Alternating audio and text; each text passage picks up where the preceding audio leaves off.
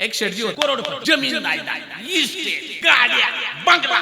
पण कीर्तन भजन म्हणलं की त्याच्या अंगावर काटा. एक दिवस पत्नी म्हणली, मालक 11 वर्ष झाली आपल्या सप्त्याला, सगळं गाव कीर्तनाला येतंय, तुम्ही काय घरी बसलाय. शेटजी करोडपती होता पण बायकोच्या ऐकण्यातला होता. शेटजी कीर्तनाला निघाला, पांढरे कपडे, टारचे कपडे घातले, निघाला. 5-6 कार्यकर्ते पळत गेले, शेटजी या आणला कीर्तनकाराच्या पुढेच बसावं. महाराज आले, रामकृष्ण हरी सुरू केला, परिणाम झोपला ना शेटजी. आता कुणाची हिंमत होते शेटजीला उठवायची. कीर्तन संपलं, सगळी लोक घरी निघून गेली, तरी शेटजी झोपलेलाच. विनेकरी कडक होता, राग आला पहिल्यांदाच, बाबा आलाय नाही तर येऊन झोपलाय. विनेकऱ्यांनी आवाज दिला, ओ शेटजी उठा.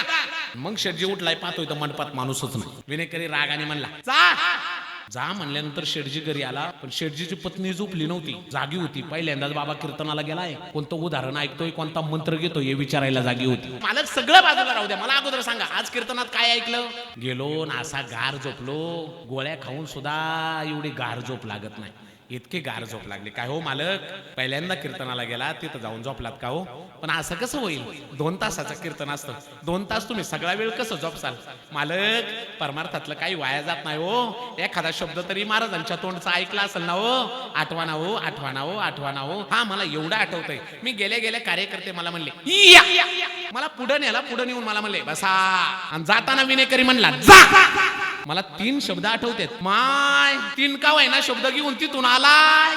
कीर्तनात फुल झोप झालती, घरी कुठं झोप लागते. बसला मंत्र म्हणत. 2 वाजता प्रसंग असा घडला, शेटजीच्या घरावर 5-6 चोरांनी दरोडा टाकला. चोरांनी पहिला पाऊल घरात टाकल्या तिकडे शेटजीचं चालूच होतं.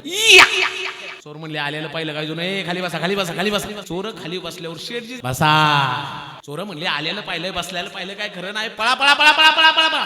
चोर पळायला लागली, तसं शेटजीने 3रा शब्द म्हणला, चोर म्हणली, आलेलं पाहिलंय, बसलेलं पाहिलं, एवढ्या मोठ्याने जा म्हणतंय म्हणजे शेटजीने आपल्याला पाहिलंय, आणि उद्या काय आपलं खरं नाही, मोठा माणूस आहे, जगणं मुश्किल होईल. चोर म्हणली, जाऊन मॅनेज करू. क्लोज शेटजी नव्हतं यायला पाहिजे तुमच्या घरी चोरी करायला, आमचं नाव कुठं घेऊ नका. हवं तर शेटजी आहे बघा, काल एका ठिकाणी चोरी केली होती, ते गाठोडं बरोबरच आहे, ते तुम्हाला ठेवा.